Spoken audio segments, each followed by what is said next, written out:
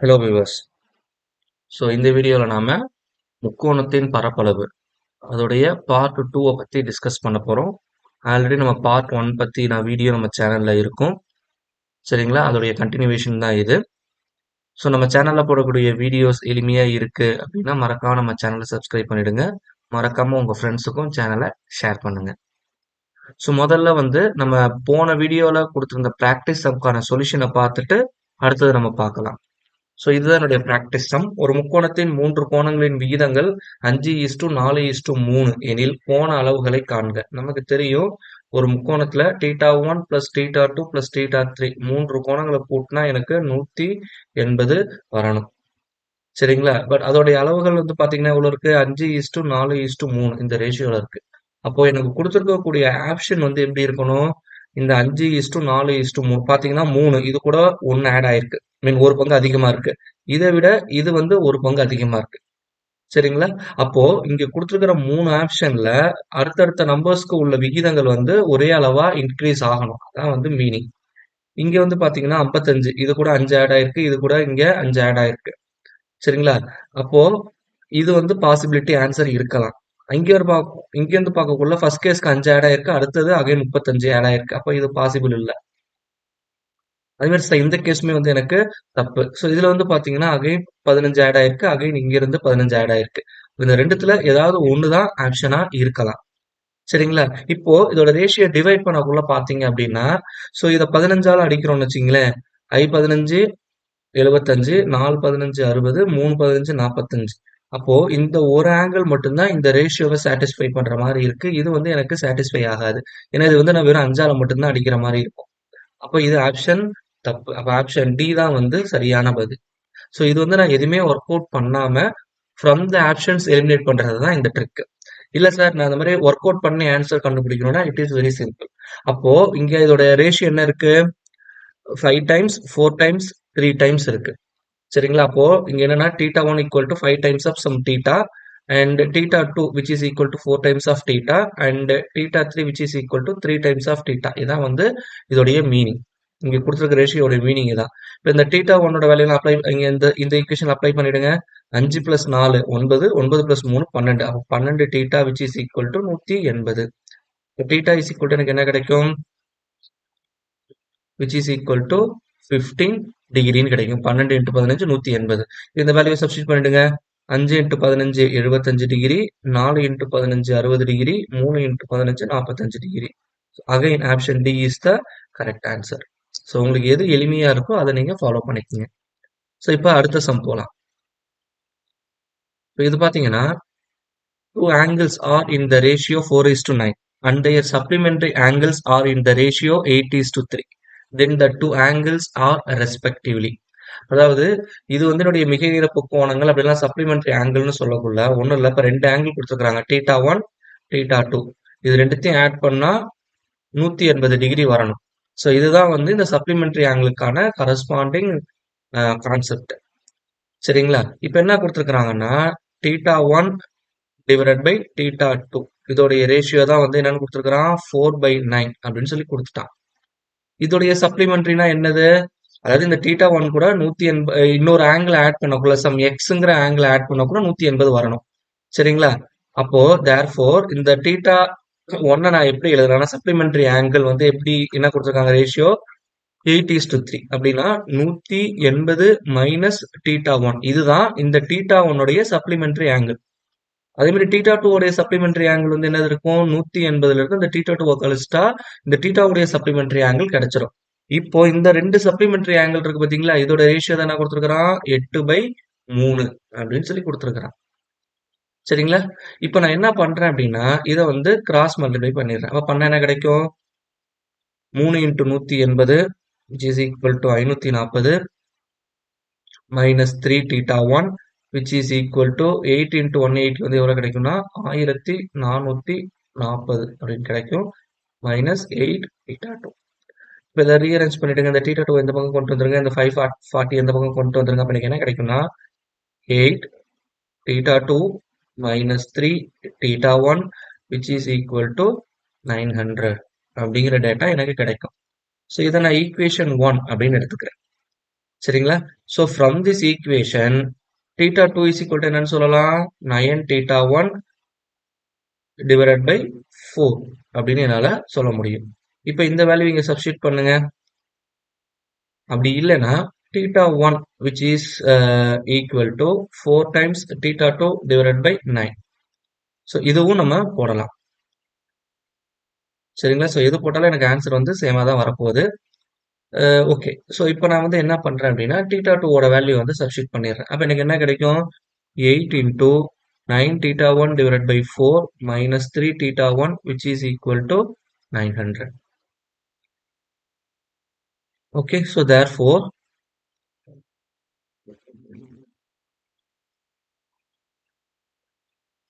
எனக்கு என்ன கிடைக்குது? அதை அடிச்சோம்னா அகைன் 2 இப்போ 18θ1 minus 3θ1 which is equal to 900. So 15θ1 equal to 900. இப்போ θ1 which is equal to 60. இப்போ ஃபர்ஸ்ட் ஆங்கிள் 60ன்னு இருக்கக்கூடிய ஒரே ஆப்ஷன் வந்து என்னது? A மட்டும்தான். So that is the answer. சரிங்களா? அண்ட் மோர் ஓவர் இன்னொரு விஷயம் நல்லா தெரிஞ்சுக்கங்க. இப்போ இந்த ரெண்டு ஆங்கிள் வந்து கொடுத்துருக்குறவங்க. சரிங்களா? இப்போ இந்த ரெண்டு ஆங்கிளை ஆட் பண்ணக்குள்ள எனக்கு என்ன இருக்கணும்? 180 டிகிரி வரணும். சரிங்களா? அப்போ 180 டிகிரி வர மாதிரி இருக்கக்கூடிய ஆப்ஷன்ஸ் பார்த்தோம்னா அகைன் ஆப்ஷன் ஏ மட்டும்தான் இருக்கு. அப்போ இந்த அளவுக்கு நீங்க ஒர்க் அவுட் பண்ணுங்கிற நெசசிட்டியுமே இல்லை. சரிங்களா? இது வந்து ரெண்டாவது ட்ரிக். மூணாவதுன்னு வரக்குள்ள ரெண்டு கோணங்கள் எந்த ரேஷியோல இருக்கு? 4:9 அப்படின்னு இருக்கு. அப்போ இதை நான் ரெண்டுத்தையும் டிவைட் பண்ணக்குள்ள எனக்கு 4:9ன்னு வரணும். இங்க வந்து 10ஆல் அடிச்சோம்னா 3:8ன்னு வருது. தப்பு. இது 8:3ன்னு வருது. இது வந்து பாத்தீங்கன்னா 4:9 வரும். அகைன் இது வந்து 15ஆல் அடிக்கக்குள்ள 4:9 வரணும். அப்ப இந்த ரெண்டுத்துல ஏதாவது ஒண்ணுதான் ஆப்ஷனா இருக்கும். அகைன் அந்த ரெண்டு ஆங்கிள ஆட் பண்ணா 180ன்னு வரணும். சரிங்களா? அதை நம்ம சப்ளிமெண்ட்ரின்னு பேஸ் பண்ணி சொல்லிட்டு இருக்கோம். அப்போ ஆப்ஷன் சி வந்து வராது. மீதி இருக்கிறது வந்து என்னது? ஆப்ஷன் ஏ தான். இது மூணாவது ட்ரிக். ஸோ இது நீங்க எந்த மெத்தட்ல வேணாலும் உங்களுடைய ஆன்சரை நீங்க போடலாம். சரிங்களா? ஸோ அடுத்த sum. Which one of the following cannot be length of sides of a triangle? அதாவது கீழ்கண்டவற்றில் எது ஒரு முக்கோணத்தின் பக்கங்களின் நீளங்களாக அமையாதுன்னு கேட்டிருக்காங்க. ஆல்ரெடி சொல்லிட்டேன். கொடுத்துக்கிற ஆப்ஷன்ல எது பெரிய பக்கமோ அதை விட்டுருங்க.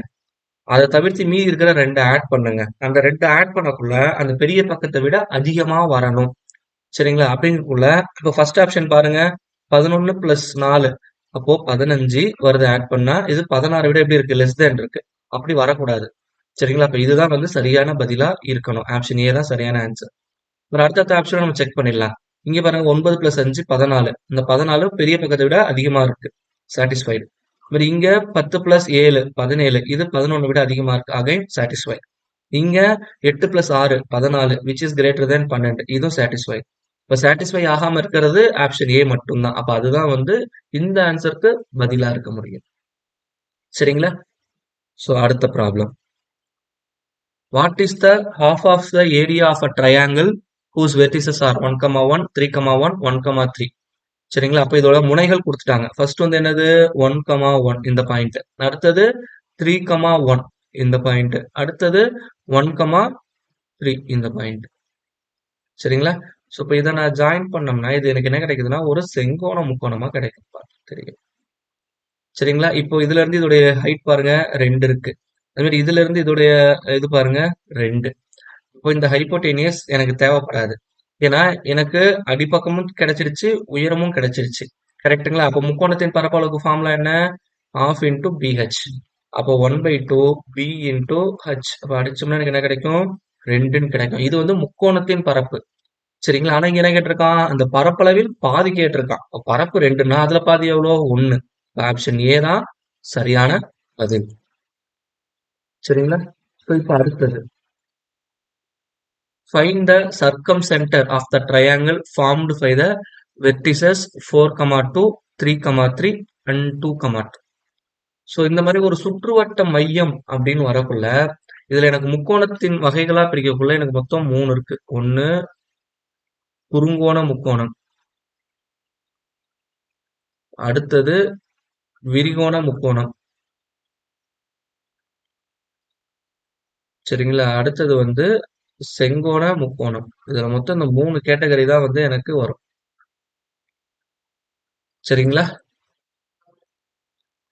இது குறுங்கோண முக்கோணம் அப்படின்னா is nothing but acute angle triangle.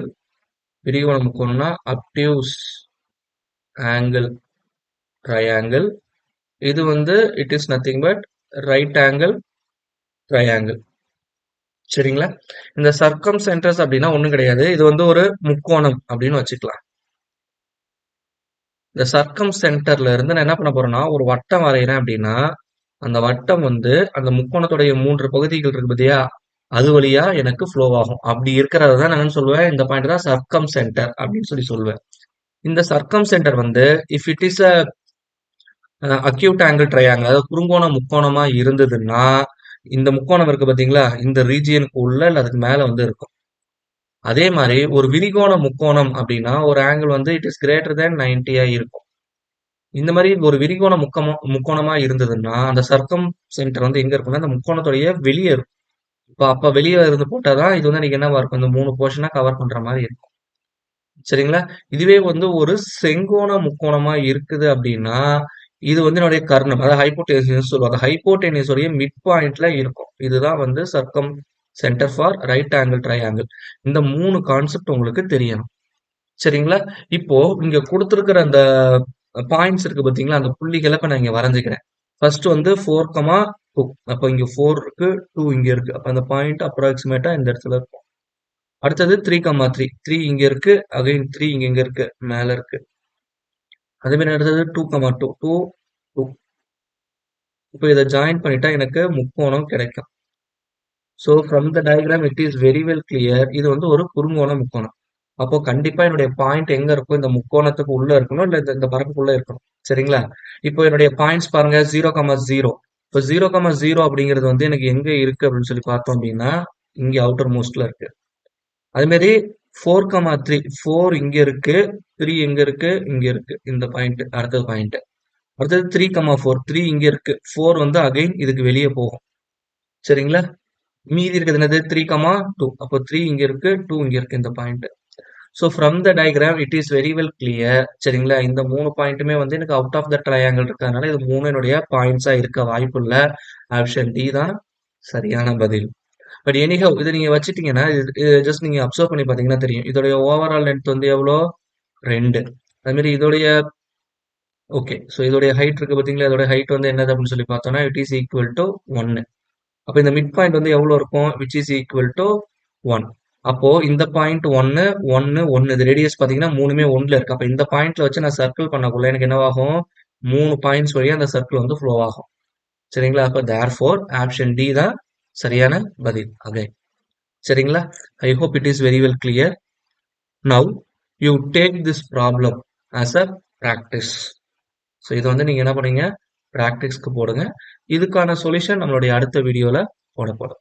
So இங்க எப்படி நாங்க டயக்ராம்ஸ் வரைஞ்சிருந்தோமோ அந்த மாதிரி பாயிண்ட்ஸ் வச்சு முக்கோணத்துடைய அடிப்பக்கம் குத்துயரம் எல்லாம் கால்குலேட் பண்ணிட்டு அதை பேஸ் பண்ணி என்ன கண்டுபிடிக்கணும், பரப்பளவு கண்டுபிடிக்கணும். சரிங்களா? ஒருவேளை உங்களுக்கு வரையக்கூடிய முக்கோணத்தை பொறுத்து நீங்க ஃபார்முலா யூஸ் பண்ணணும். It may be either of BH அப்படின்னா square root of S into S minus A, S minus B, S minus C. சரிங்களா? ஸோ இது வந்து என்னுடைய சமபக்க முக்கோணம், அப்படி இல்லைன்னா செங்கோண முக்கோணம். சரிங்களா? அப்படி இல்லைன்னா இரு சமபக்க முக்கோணமா இருந்ததுன்னா இந்த ஃபார்முலா. அசமபக்க முக்கோணம் அப்படியா இருந்ததுன்னா சரிங்களா, நீங்க என்ன ஃபார்முலா யூஸ் பண்ணணும், இந்த ஃபார்முலா யூஸ் பண்ணணும். ஸோ இதை நீங்க டிரா பண்ணிட்டு என்ன ட்ரையாங்கிள் அப்படிங்கிறத நீங்க ஐடென்டிஃபை பண்ணிட்டு அதுக்கு ஏதாவது ஃபார்முலா யூஸ் பண்ணுங்க. தேங்க்யூ.